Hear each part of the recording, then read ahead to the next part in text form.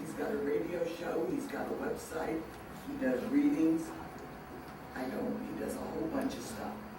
And this morning he's going to speak to us. So please give him a warm round of applause. You're pretty tall, so duck when you come under the fan. All right. Hello, everybody. Hello. Good morning. I'm going to do a little interaction. I want everyone to go ahead and close your eyes for just a moment. Okay. Now, I know you came with somebody that's with you, so try to listen. I want everyone to say, hello, neighbor. Hello, neighbor. Now, with your eyes closed, try to imagine what the person either behind you, in front of you, or on the side of you, what they look like. Try to look, see what their hair color is, their facial expressions are, you know, their body style, their body type, the whole bit. Try to imagine that for just a moment. Now go ahead and open your eyes and look around. Look at everybody else. Now, how close were you to what your imagination was? Very. Sometimes, though, you end up wondering, it's like, oh my God, it's like I thought of you totally different. And how many of you are actually online on the internet? Good. So you know about chat rooms and instant messaging, the whole bit. How many of you have talked to somebody and you get an image in your own mind of what this person looks like? Now, how many of you have met that person in person? And all of a sudden you're like, oh my God, what do I say to this person? Totally changed. You can talk to them about everything and anything when you're online. Really easy to do because it's like, hey, you know, I've got the internet there, I can always hit exit out of the window. When you meet this person face to face, you're like, I don't know what to say to you. And it's like because we thought of them as somebody totally different. We had that image just like when we had your eyes closed, trying to wonder what the person actually looked like. So what happens is, we're seeing a picture of somebody that's not the same as seeing them in person. Instead of continuing to see the beauty within like we have, our focus is then changed to the beauty we see that's on the outside. Even if we think there is no beauty, there really is. So a lot of times you look at someone and you're like, oh my gosh, they're so overweight, or oh my God, I don't believe their hair looks this way, and what do they do to their makeup? You know, we're so focused on the outside of the person, we forget what's actually on the inside. See, God does not know how to make anything or anyone that's not beautiful. Ugliness just does not exist in the real world. But we do not live in the real world. We live in a world that we ourselves have created. Like the old saying, beauty is in the eyes of the beholder. And it actually is. Because what is ugly to one person is beautiful to somebody else. So who are we to judge what is beautiful and what is ugly? Because God doesn't know what ugliness is. Only we do. So it reminds me of an email that I received one day. And it was funny because after Joanne asked me to do the sermon, I'm like, okay, what am I going to talk about here? And it's funny how Spirit works. So I went home after the psychic fair and I checked my emails because I got tons of emails. And I received this email from someone. It goes like this. There's a group of alumni and the highly established in their careers. They all got together to visit with their old university professor.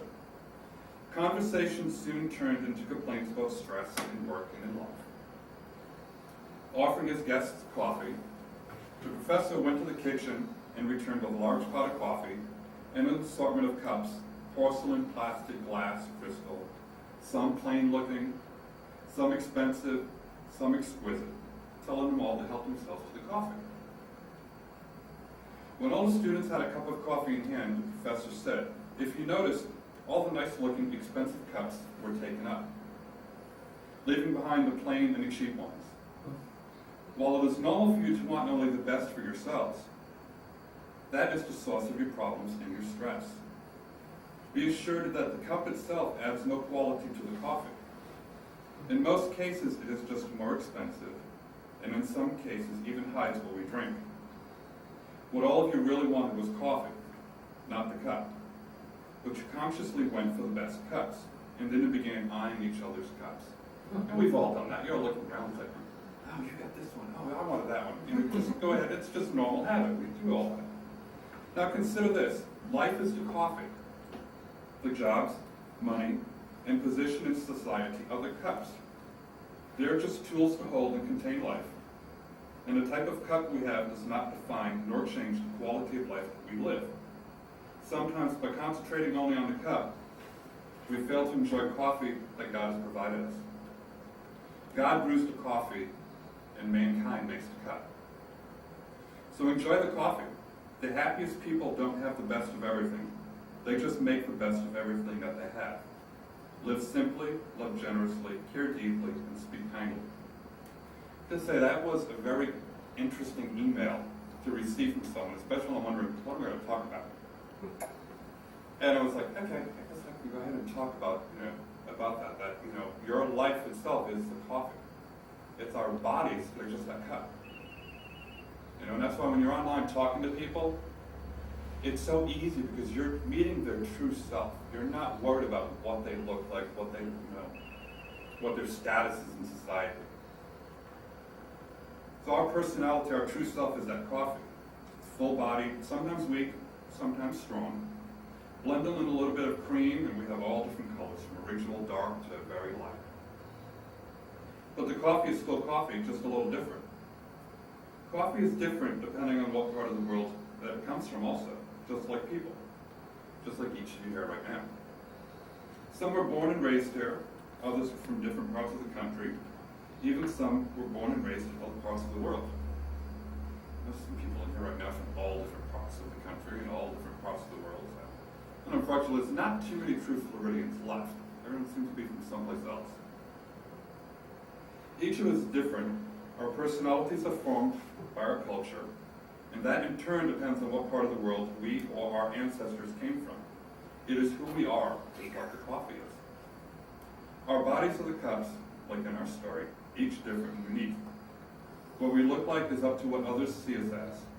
What one person sees as strong coffee, another sees as just right, or another sees as weak. We are who we are on the inside like the coffee. The outside is just that, the outside, the cup. We can change what we look like on the outside very easily. Just go ahead and go to the hairdresser or the barber shop. You can change your hair color, your hairstyle. You can go see, your optometrist. You can change your eye color with contacts.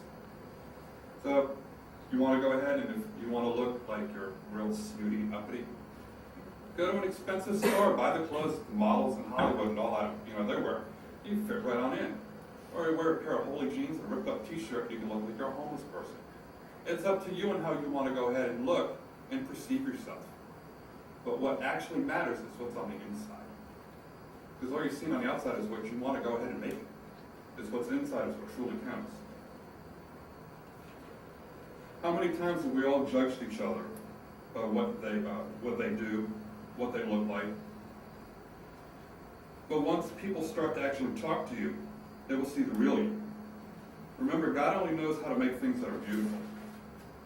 So before you go ahead and pass judgment based solely on what a person looks like, try to actually talk and listen to what they have to say. You may be surprised and see someone who is just as amazing and wonderful as you all are. Thank you.